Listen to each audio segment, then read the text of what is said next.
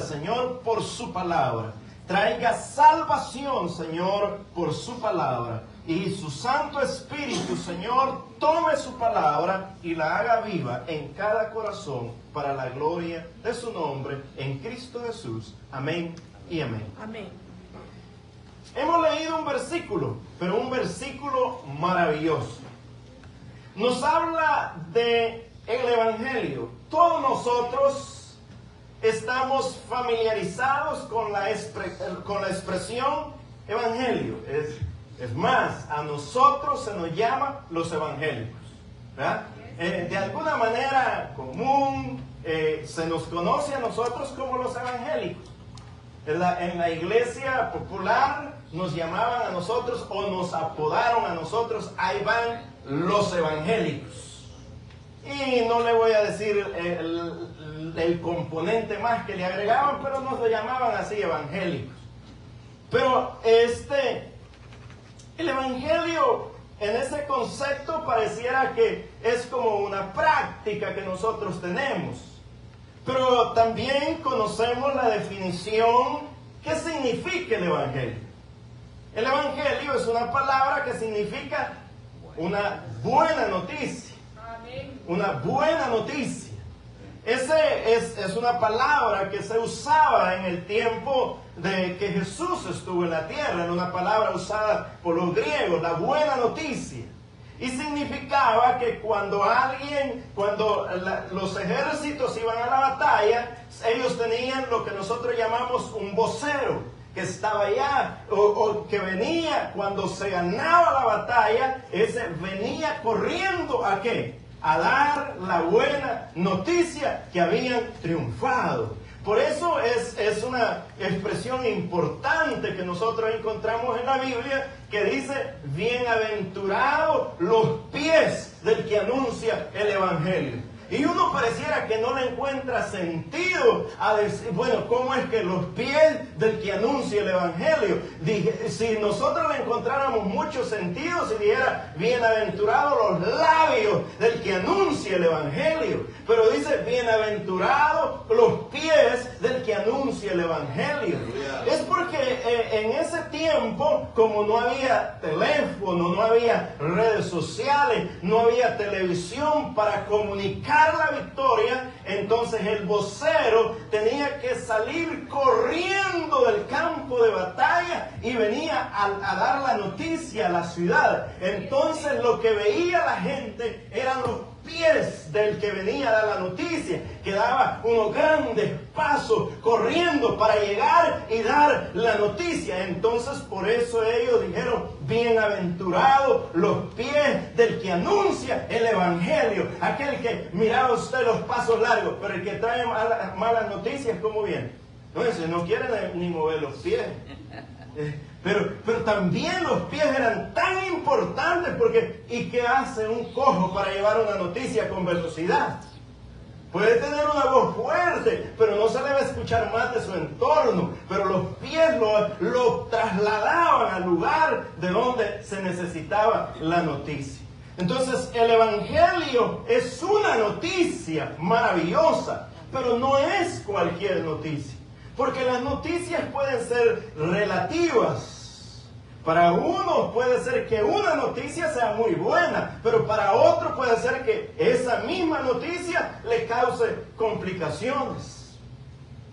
Por ejemplo, para el que siembra la tierra, puede ser que la lluvia es una bendición.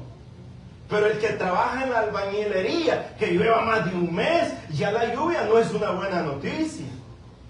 No puede trabajar, le impide el desarrollo de sus labores. Entonces son noticias relativas. Pero ahora, la noticia del Evangelio no es una noticia relativa, es una noticia maravillosa para todos nosotros. Para todos nosotros. Porque es la noticia que tanto se había anhelado.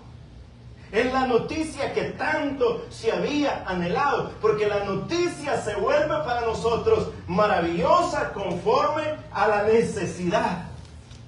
Conforme a la necesidad. Cuando usted está sin empleo y ha aplicado por 30 lugares y está ahí que no tiene nada y no sabe qué hacer y pareciera que todas las puertas se le han cerrado y de repente le llaman y le dicen, mire, tenemos un empleo. Usted no pregunta de qué es. Usted dice, sí, ahí voy a estar mañana, temprano y punto. Pero el que tiene empleo le dice, bueno, ¿cuánto paga? ¿Cuáles son los beneficios? ¿De qué horas a qué horas? No, pero ¿qué hizo la diferencia? El que tiene una profunda necesidad, él quiere empleo. Él quiere empleo. ¿De qué? De barrer, no importa. De limpiar, no importa. De lo que sea. Solamente necesitamos ¿qué? Empleo. Entonces para él se vuelve una noticia maravillosa. Y le dice a su familia, ya tengo empleo, mañana inicio. Y todo el mundo está feliz. ¿O no es así?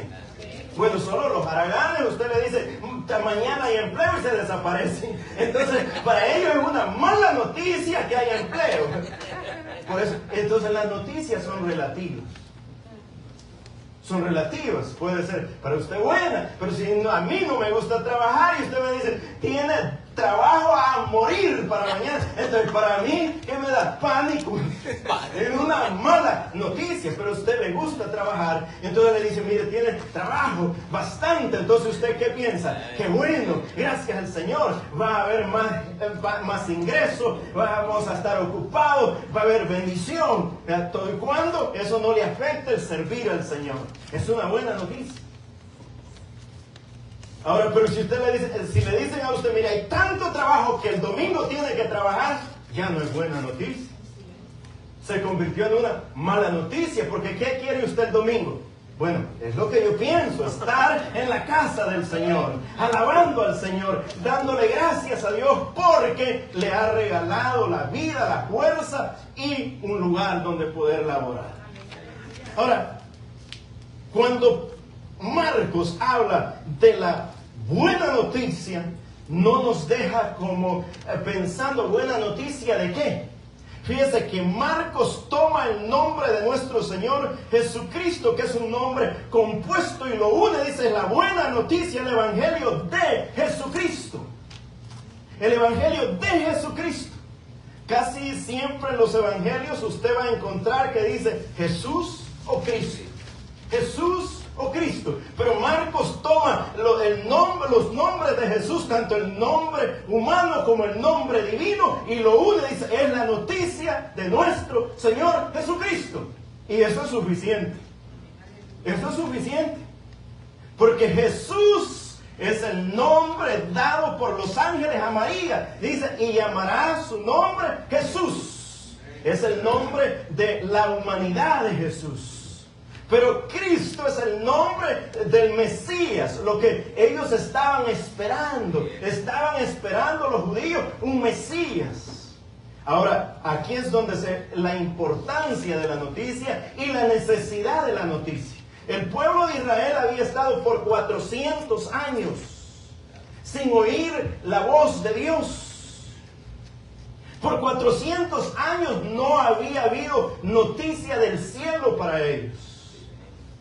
Había habido un silencio, y por eso entonces encontramos ahí los libros de Macabeo, los libros de sabiduría, los libros de esto. Son libros históricos. ¿Por qué nosotros no los consideramos en la Biblia nuestra? Porque en ese tiempo había un silencio de Dios. Dios no hablaba. Entonces no se consideran libros inspirados por Dios. Por eso se conocen como los libros apócrifos, que son libros de historia, de cosas que pasaron en ese tiempo, pero que las relataron hombres comunes, sin la inspiración como es el canon bíblico. Ahora, en 400 años, ¿qué no pasa? ¿Cuánto se deteriora una generación a otra generación? Y aquí habían pasado, ¿cuántas? Alrededor de 4 o 5 generaciones. El tiempo de una generación es alrededor de 70 años. Y habían pasado 400. 7 por 4, todavía quizás cabían las 5 generaciones. Sin escuchar la voz de Dios del cielo. Pero acá ahora hay una voz resonante que se escucha y es que Cristo va a nacer de una virgen y concebirá y dará a luz un hijo, dice Isaías, y llamará su nombre Emmanuel, Dios con nosotros. Esa es la promesa de allá del Antiguo Testamento. Y se pareciera que pasa el tiempo, pasa el tiempo, pasa el tiempo, y no vemos esa promesa. Y no vemos esa promesa. De repente un ángel se aparece a María y le dice: bienaventurada eres entre todas las mujeres, porque de ti va a nacer el Salvador de Israel. Su nombre va a ser Jesús. Esa es la noticia. Esa es la noticia. Esa es la noticia que ha llegado a ellos. Hay una profunda necesidad. ¿Por qué? Porque la calidad del hombre necesita ¿qué? Un Salvador. El hombre necesita un Salvador. ¿Y cuál es la noticia? Jesús. ¿Y qué significa Jesús? Salvador. Entonces la noticia que viene: Jesús el Mesías, el Salvador, va a venir. El Hijo de Dios, dice, no se queda ahí Marcos diciendo Jesucristo. Marcos va más allá y dice el Hijo de Dios. ¿Y por qué Marcos es bien enfático? Vamos a encontrar que Marcos divide su evangelio en tres aspectos. Por ejemplo, primero habla de Galilea, en Galilea. Después habla Jesús en el camino y después Jesús en Jerusalén. Pero cuando él habla en Jesús en Galilea, él responde a esta pregunta: ¿quién es Jesús? ¿Quién es Jesús? Y Marcos de una vez dice: Jesús es el Hijo de Dios. Significa que Jesús no es hijo de ningún hombre. Quien lo engendró es Dios mismo. Entonces Él es Dios. Él es Dios. Él es humano y divino. Él es humano y divino. Entonces Jesús es el Hijo de Dios. Dice que María fue envuelta por el Espíritu Santo y concibió por obra del Espíritu Santo. Mire qué maravilloso. Nosotros los cristianos evangélicos tenemos como miedo a hablar de María. La gente cuando habla de María, ese se hizo católico. Entonces, pero si nosotros leyésemos con cuidado lo que Lucas habla con referencia a María, dice que el ángel le dijo que el mensaje que Dios le había mandado era que era una mujer bienaventurada. Entre algunas, no, entre todas las mujeres. Era una mujer digna de ser imitada. Bienaventurada entre todas las mujeres.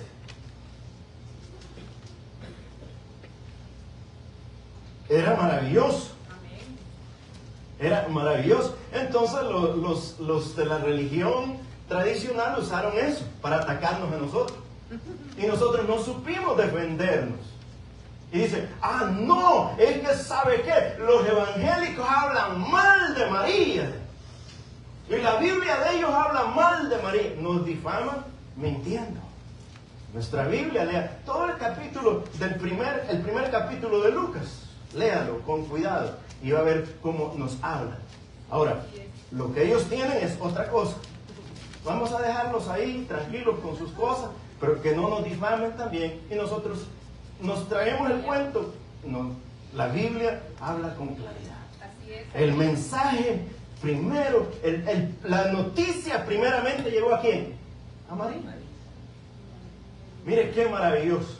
María fue la receptora del primer mensaje divino que venía. Le dijo: vas a dar a luz un hijo. Y entonces se complicó la cosa, porque María era virgen. No había conocido varón. Era una mujer que estaba comprometida con José. Desposada, dice la Biblia. Pero el ángel le da el mensaje claro, le dice, vas a concebir por obra del Espíritu Santo. Ahora, eso es lo que Marcos aclara, es el Hijo de Dios. Es el Hijo de Dios. Es el Hijo de Dios. El Salvador, el Hijo de Dios. Ahora, en nuestra mente surge una pregunta. ¿Para qué o por qué necesitamos un Salvador? Porque le dije, la noticia se vuelve importante para nosotros conforme a la necesidad. Y la pregunta es, ¿por qué necesitamos un Salvador? Porque usted le puede decir a alguien, mire, Jesús es el Salvador, Él quiere salvarle. Y alguien le va a decir, ¿salvarme de qué? Yo tengo mi familia, tengo mis empresas, tengo salud, tengo buenos amigos. Mire, es más, bueno, ¿de qué me puede salvar? Esa es la gran pregunta. Jesús vino a salvarnos ¿de qué? Y ahora la Biblia nos va a hacer, por lo menos, nos va a dar 3 diagnósticos de qué nosotros necesitamos ser salvados. Por lo menos la Biblia tiene 3 diagnósticos. Ha hecho una radiografía a nosotros y nos dice quién nosotros realmente somos, sin importar lo que nosotros portemos. Porque podemos tener una buena cubierta, pero el Señor nos examina bien y nos dice por qué nosotros necesitamos un Salvador. Por ejemplo, cuando usted lee en Génesis, capítulo 6 y versículo 5, lo primero que el Señor declara en base a la condición del hombre, dice, y el Señor vio que la maldad de los hombres era mucha en la tierra y que toda tendencia de los pensamientos y de su corazón eran de continuo solamente el mal. Vaya con cuidado, porque dice que Dios, este no es un diagnóstico de un hombre, este es el diagnóstico de Dios. Dice, y Dios, y el Señor vio que la maldad de los hombres era mucha en la tierra. Era mucha en la tierra, y que toda tendencia de los pensamientos y su corazón eran de continuo solamente el mal. ¿Qué era el deseo del hombre? El mal. La inclinación del hombre, el mal. Su búsqueda del hombre, el mal. Esa es la primera fotografía que nos da la Biblia de cuál es verdaderamente nuestra condición. Bueno, usted puede decir, sí, pero eso eran los antediluvianos, antes del diluvio, es que estaban en esa condición, pero después Dios hizo un pueblo fiel que le servía, y entonces la condición cambió. No cambió. Vaya conmigo a Isaías capítulo 1. Dice que esta visión que recibió Isaías, hijo de Amós, que vio acerca de Judá y Jerusalén en los días de Usías, Jotán, Acaz y Ezequías, reyes de Judá. Oiga, esto ya se trata de quién, de ese pueblo, que alguien puede decir, sí, eso eran los antediluvianos, eran malos, hermano. Pero después Dios ha elegido un pueblo que es un pueblo muy bueno, porque nosotros todos pensamos que Israel es un pueblo fantástico. Y si usted dice algo, dice, cuidado que habla mal de Israel y le caen todas las maldiciones encima. No estamos hablando mal. Ya va a ver cómo Dios describe su propio pueblo. Dios tiene un pacto con su pueblo y Dios nos manda a nosotros a orar. ¿Por qué? Por Jerusalén. Por la paz de Jerusalén. Pero eso no significa que el pueblo de Israel han sido siempre los niños portaditos. Porque nosotros, Señor, bendiga a Israel y que se mueran los palestinos. No. Santo. Si allá en Palestina hay niños también que mueren, en Gaza también hay niños que mueren, inocentes. Pero nosotros, Señor, Israel, y nosotros siempre creemos que Israel va a ganar. Israel, Dios está con él y va a ganar la guerra. ¿No ha leído cuántas veces perdió la guerra Israel? Fue allá con un pueblito chiquitito llamado Ai o Jai, chiquito, y se confiaron y dijeron, ¿para qué vamos todos? Esa cosa es pequeñita. Entonces vamos, eligieron un grupo pequeño, quizás los más buenos, ¿verdad? Que vayan estos, con esto es suficiente. Y perdieron hombres y salieron corriendo. Dios nunca está comprometido a pelear por los pecadores. Dios ha prometido que si su pueblo vive y se consagra y camina en obediencia, Dios lo va a bendecir. Todo el tiempo, todo el tiempo. Todo el tiempo, si el pueblo obedece, si sigue mis estatutos, si oye mi voz, si obedece mi palabra, y yo voy a estar con usted, los voy a defender, los voy a cuidar, los voy a guiar, voy a pelear por usted. Aleluya. Pero cuando las cosas están mal, tenemos que aceptarlo. Escuche, las dos ciudades importantes de Israel, Judá y Jerusalén. Dice, oigan cielos y escuchen tierra, porque habla el Señor. Crié hijos y los engrandecí, pero ellos se rebelaron contra mí. El buey conoce a su dueño y el asno el pesebre de su señor, pero Israel no conoce, mi pueblo no entiende. Hay nación pecadora, pueblo cargada de iniquidad. Descendencia de malhechores, hijos depravados, han abandonado al Señor, han despreciado al Santo de Israel y se han vuelto atrás. ¿Para qué queréis ser golpeados aún? Pues todavía persistirán en rebelarse. Toda cabeza está dolida y todo corazón enfermo. Desde la planta del pie hasta la cabeza no hay en ella parte sana, sino herida, golpes y llagas recientes. No han sido curadas, ni vendadas, ni saudizadas con aceite. Su tierra es desolada, sus ciudades son incendiadas, su suelo es devorado por extraños. Ante su misma presencia, y es desolado como cuando es destruido por extraños. La hija de Sión ha quedado como una cabaña en una viña, como una choza en un huerto de pepinales, como una ciudad sitiada. Escuche, eso ya no es de los antidiluvianos. Esas son las dos ciudades más importantes del pueblo israelí, Judá y Jerusalén. Las 12 tribus se dividieron y entonces habían dos ciudades. Y las dos ciudades, no hay excepción, ni los antediluvianos, ni ahora el pueblo de Dios, que Dios dice, quería hijos y los engrandecí, es decir, yo los he dado y los he cuidado, les he provisto todo. ¿Y qué hicieron? Y ellos se rebelaron contra mí. Es decir, no sigo, ¿y qué? Si yo ya estoy grande, yo voy a tomar mis propias decisiones.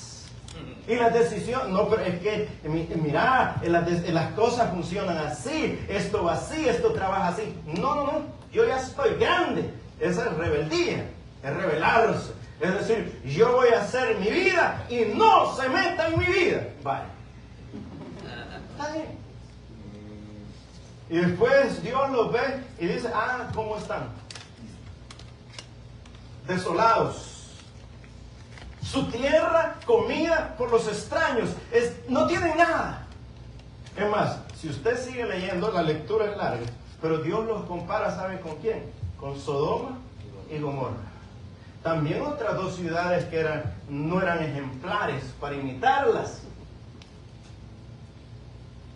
Entonces, ¿de qué quiere salvarnos Dios? ¿Por qué la buena noticia de Cristo Jesús es importante para nosotros? Pero tal vez usted diga, bueno, hermano, eso es en el Antiguo Testamento. Sí, es verdad que el pueblo, porque nosotros para ver a otros somos maravillosos. Entonces, claro, si el pueblo de Israel, hermano, que eso han sido cosas serias. ¿Y la iglesia? No, nosotros santos hijos de Dios. Ahora, Pablo va a encontrar allá un argumento que los judíos están conscientes que ellos son el pueblo de Dios. Y que ellos tienen todos los privilegios por ser el pueblo de Dios. Entonces Pablo en la carta a los romanos les va a hacer ver que no es su religiosidad, ni su ciencia, ni su conocimiento intelectual, sino que lo único que vale la pena para el hombre es el Evangelio de Cristo Jesús. El Evangelio de Cristo Jesús, en el capítulo 1 de Mateo, un versículo muy conocido para nosotros, versículo 16, Pablo le dice, porque no me avergüenzo del Evangelio, porque es poder de Dios. Ahora, pero ahí lo que están es los judíos. Los judíos están ahí argumentando que ellos son el pueblo de Dios. Y entonces que Pablo es un hereje que ha adoptado una nueva creencia, una nueva corriente. Y Pablo ahí va a ir de alguna manera cercando a judíos y griegos. Porque los judíos son los de la religión. Ellos tienen todos los credos, ellos tienen toda la liturgia. Pero allá están nosotros, los griegos, le dicen, si nosotros tenemos la ciencia, ¿para qué necesitamos el Evangelio? Nosotros tenemos la ciencia. Entonces Pablo llega a su argumento en el versículo 16, dice, porque no me avergüenzo del Evangelio, porque es poder de Dios para salvación. Pablo dice, el Evangelio es el poder de Dios que nos puede salvar. Y dice, a todo aquel que cree, al judío primeramente y también al griego. Usted puede ser muy platónico, pero usted necesita ser salvo. Usted puede haber alcanzado los mejores niveles académicos, igual necesita salvación. Puede tener toda la religión posible, también necesita salvación, necesita el Evangelio. El Evangelio no es una noticia para algunos y no para otros. El Evangelio es para todos. El Evangelio es para todos, para judíos y griegos, porque no hay nadie que no necesite el Evangelio. Todos necesitamos el Evangelio. Por eso es que es la gran noticia. No es una gran noticia, es la única, la gran noticia. Es única.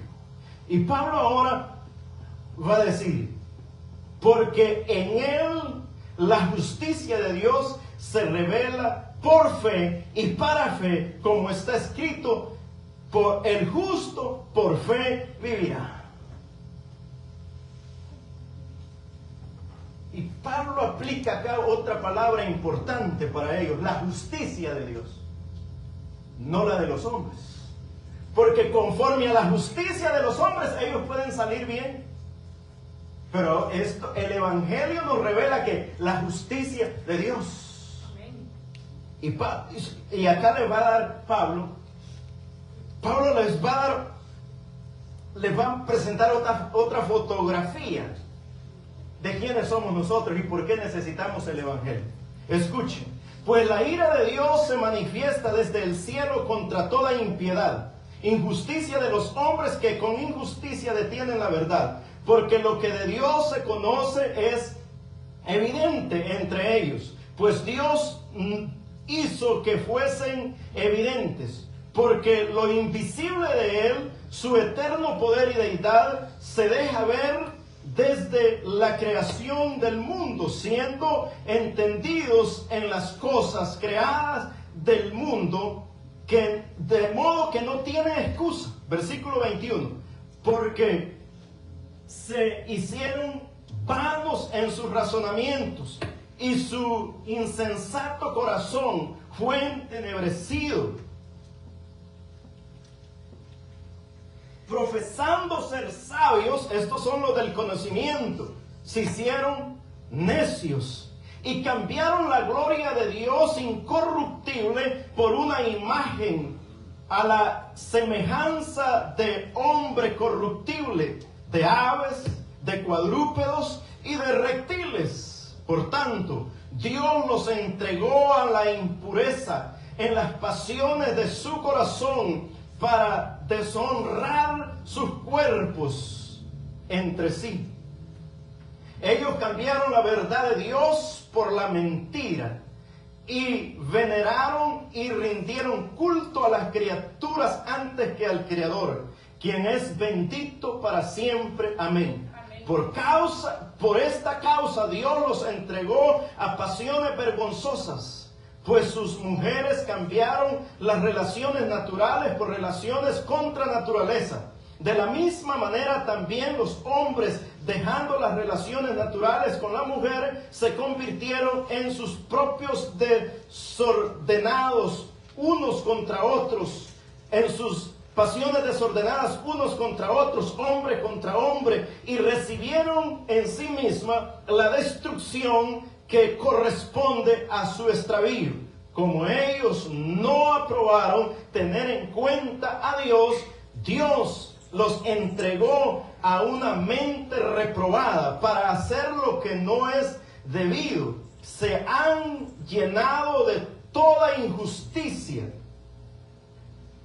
maldad, avaricia, perversidad. Están repletos de envidia, homicidios, contienda, engaño, maldad, malas intenciones. Son contenciosos, calumniadores, aborrecedores de Dios, insensatos, desleales, crueles y sin misericordia. A pesar de que ellos conocen el justo juicio de Dios, que los que practican tales cosas son dignos de muerte, no solo las hacen, sino que también se complacen con los que la practican.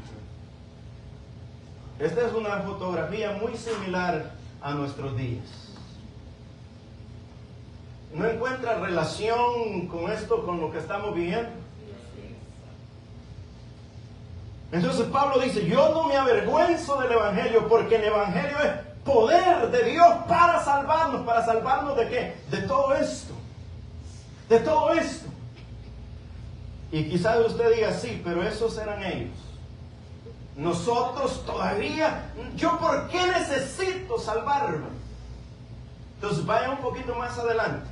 En el capítulo 3, Pablo ya los señaló a todos, griegos, gentiles, judíos, ya los tiene todos encorralados. Ahora les va a dar el tiro de gracia.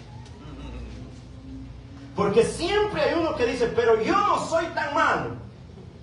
Entonces el capítulo 3 de la misma carta de Romanos dice, ¿qué pues? ¿Les llevamos alguna ventaja? Claro que no, porque ya hemos acusado tanto a judíos como gentiles, diciendo que todos están bajo pecado. Todos. Dice Pablo, ya examinamos a todos, ya nos metimos al quirófano y ya le sacamos una radiografía. ¿Y cómo los vimos a todos? Pecadores. Pecadores. Pablo dice, todos están bajo pecado. Versículo 10 dice, como está escrito. Dice, no hay justo ni aún uno. Por si usted dijo, no, eso a mí no me queda. Dice Pablo, no hay justo ni aún uno. No hay quien entienda. Intelectualmente no tiene la capacidad de comprender. No hay quien entienda. La voluntad está dañada. Dice, no hay quien busque a Dios. Escuche más. Todos, no dice algunos, todos se apartaron a una. Fueron hechos inútiles. No hay quien haga lo bueno. No hay ni siquiera uno. Porque alguno dice, bueno, es que eso es general. Dice, no hay nadie que haga lo bueno, si es una expresión general. Pero Pablo dice, no, permítame, no hay ni siquiera uno, individual, uno. Sepulcro abierto es su garganta, con su lengua engaña. Hay veneno de áspid debajo de su lengua. Su boca está llena de maldiciones y amargura. Sus pies son veloces para derramar sangre. Hay ruina y miseria en su camino. No conocieron el camino de paz. No hay temor de Dios delante de sus ojos. Fíjense que hay una incapacidad en ellos para entender en su intelecto, hay una incapacidad en ellos en su voluntad, pero para hacer lo malo son veloces. Pero en cuanto a la maldad tenemos una velocidad. ¿Usted no se siente como aludido cuando lee esto? Dice Pablo, no, en cuanto a hacer lo bueno, no hay justo ni un uno, no hay quien entienda, no hay quien busque a Dios, todos se apartaron, a una se hicieron inútiles. Así dice la Biblia. Y así es, amén. Inútiles, inservibles, incapaces. Sí, amén. Todas sus facultades están bajo el pecado. Todas sus facultades están bajo el pecado. Entonces, ¿necesitamos un Salvador o no necesitamos un Salvador? Sí, amén. Por eso es que es la gran noticia. Aquella esperanza que habían dado los profetas. Dice que ellos hablaron aunque no sabían de quién estaban hablando. Pero a nosotros en nuestro tiempo se nos ha revelado el misterio. Pablo llama el misterio de la salvación. Ese misterio para nosotros ha sido revelado. Por eso es que Marcos dice, de una manera categórica, dice, este es el Evangelio de Jesucristo. Esta es la noticia. Como quien dice de una manera, está abriendo el panorama, dice, esta es la noticia que hemos estado esperando. Jesucristo, el Hijo de Dios, el Evangelio de Cristo Jesús. El Evangelio de Cristo Jesús. Y después va Marcos a seguir explicando cómo estaba profetizado por el profeta Isaías y empieza a dar todas las descripciones. Pero lo importante es, esta era la noticia que nosotros necesitamos. ¿Que qué?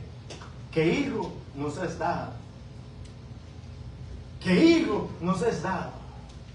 Que el Señor ha hablado y Él ha prometido que va a venir un Salvador para nosotros.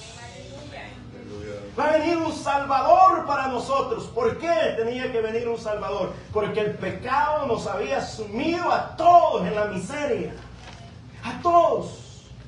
Usted puede oler muy bien, vestirse muy bien, educarse hasta lo máximo, maravilloso. Pero eso no lo excluye de ser un pecador. Sigue siendo un pecador. Sigue siendo un pecador. Usted puede llegar al extremo de negar a Dios y tener una fe atea. Y usted dice, hermano, pero es que el ateísmo no es fe, es una fe contraria a la de nosotros. Porque el ateo cree que no hay Dios. Entonces es fe. Y nosotros creemos que hay Dios. El ateo cree que no hay Dios. Él no puede comprobar lo que Dios no existe. Pero él cree que no hay Dios. Y nosotros creemos que hay Dios. Tampoco lo podemos comprobar científicamente. Pero creemos que hay Dios.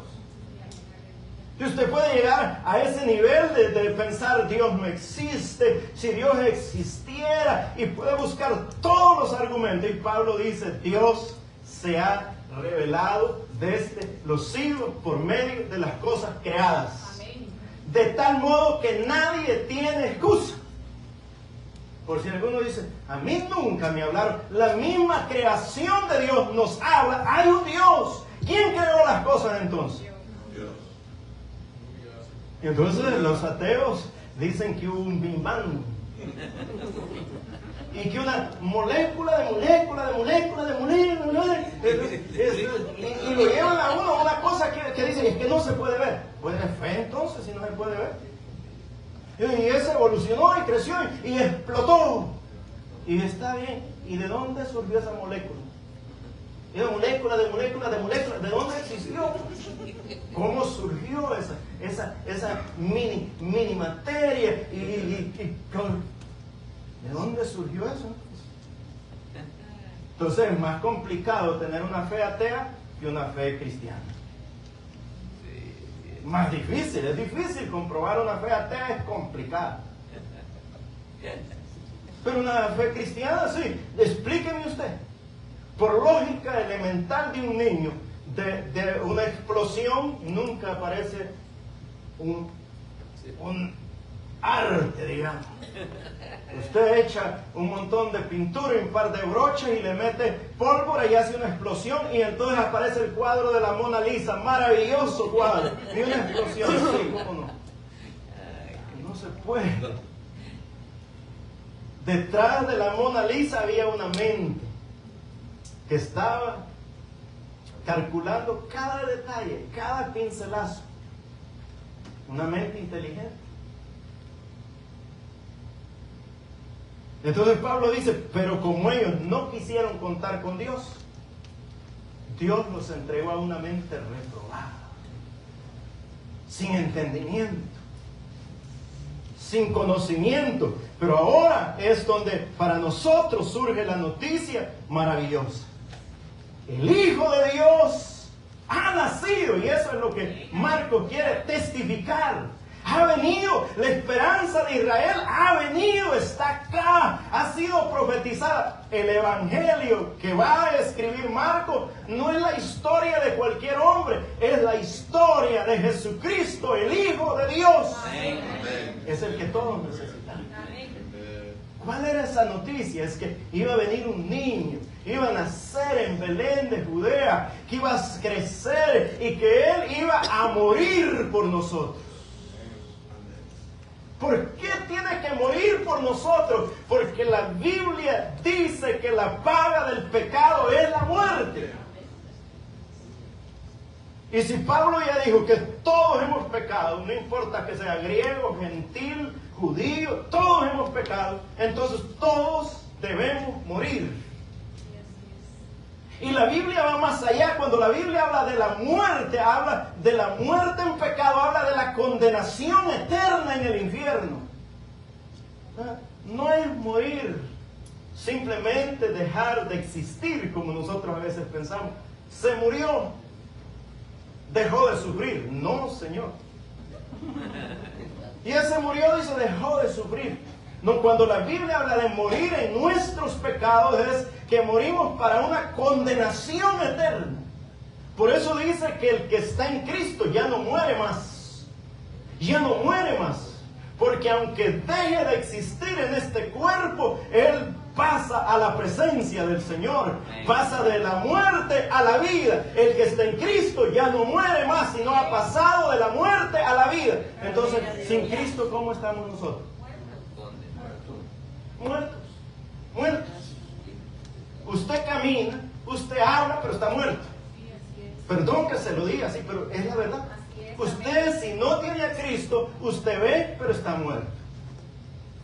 Usted necesita a Cristo que le dé la vida. Por eso cuando Él vino y dijo, las palabras que yo le doy son espíritu y son vida.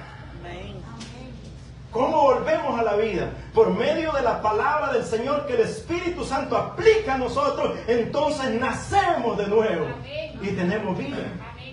Un día llegó un hombre al Señor y le dijo, yo quiero ir al cielo, dame la dirección. Nicodemo era un hombre con mucho conocimiento, era un maestro. De los 72 maestros del Sanedrín de Israel, era un maestro. Y entonces él tenía un poco de complicaciones a pesar de ser uno de los meros del Sanedrín. Esto de ir al cielo y por dónde es la ruta. Pero él escuchó de Jesús y la noticia de Jesús Y la exclamación de que los hombres venían a la vida con Cristo Jesús. Que un Lázaro podía tener 4 días de muerto, y si Jesús daba su palabra que saliera, él salía a la vida por la palabra de Cristo Jesús. Le digo, a este hay que preguntarle. Y se fue como medio escondidito. Luego le digo, maestro, ¿qué tengo que hacer? Tener la vida eterna. Y el Señor le dijo sencillo, solo tenés que nacer de nuevo.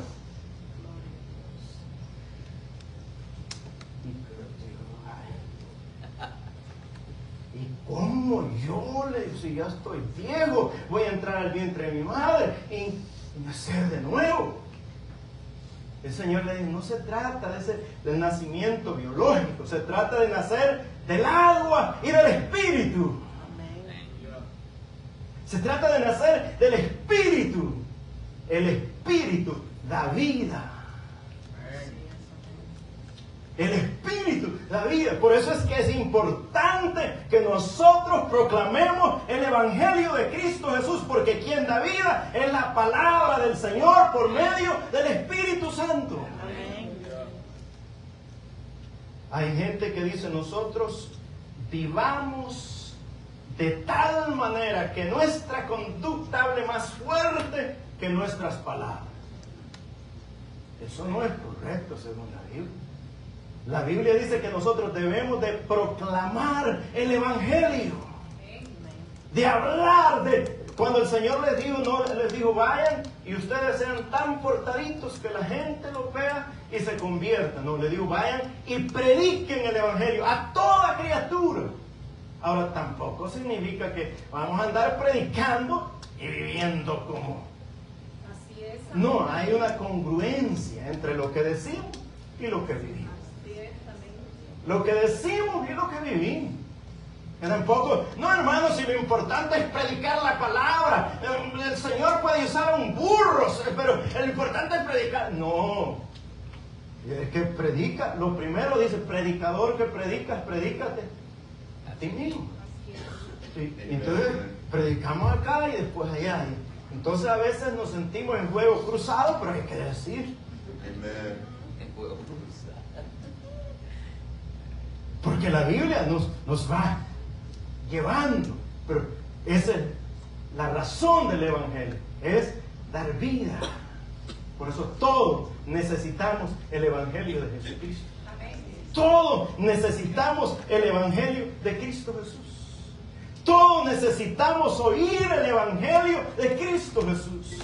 Y ese es el propósito de Marcos, que los demás, que todos, que en Roma, que todos escuchen, que lean, que vean. Cristo es el Hijo de Dios. Él es el Hijo de Dios. Este Evangelio no es el Evangelio de un hombre, de un profeta. Es el Evangelio de Cristo Jesús. Y Cristo Jesús es el Hijo de Dios. Esa es la gran noticia. Esa es la noticia que nosotros hemos recibido. Y es la noticia que nosotros debemos llevar. Llevar. No importa el estatus social de la persona. Los que no quieren nada, los necios, desleales, esos necesitan el Evangelio. Los maestros, dice, ustedes siendo maestros se hicieron necios. Así dice. Creyendo ser sabios se hicieron necios. Los intelectuales también necesitan el Evangelio. Los de la cúpula de la religión también necesitan el Evangelio. Porque el Evangelio no es una religión, es el poder de Dios para salvar. El Evangelio es el poder de Dios para salvar. Usted no puede tener vida perteneciendo a una religión. Usted no puede recibir vida perteneciendo a un credo. Usted recibe vida cuando usted oye el Evangelio de Cristo. Cuando el Espíritu Santo lo hace nacer para vida eterna. Esta mañana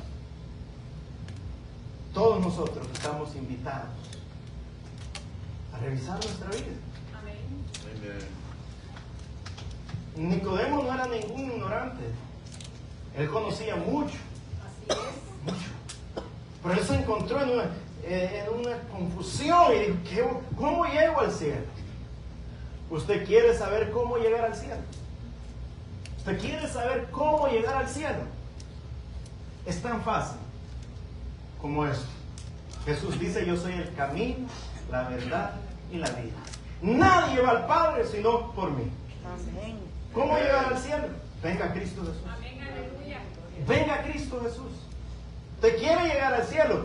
No, yo me voy a hacer de esta religión. Yo creo que esta religión es buena. No, usted va para el infierno. Así que escoja la mejor religión de la tierra. Va a ir al infierno. Para ir al cielo se va a través de una persona y es Cristo. Amén. Amén. Gloria al Es Señor. Cristo Jesús. Vamos a orar. Amén. Si usted quiere esta mañana ir al cielo, el camino es Cristo Jesús. El camino es Jesús. Ahí donde usted está, si usted tiene esas mismas preguntas, este es el momento de abrir su corazón y decirle, Señor Jesús, hoy he escuchado tu evangelio. Hoy he escuchado tu palabra. Yo necesito, Señor. Yo necesito tu espíritu, tu presencia. Yo necesito tu dirección, Señor. Yo necesito tu fuerza.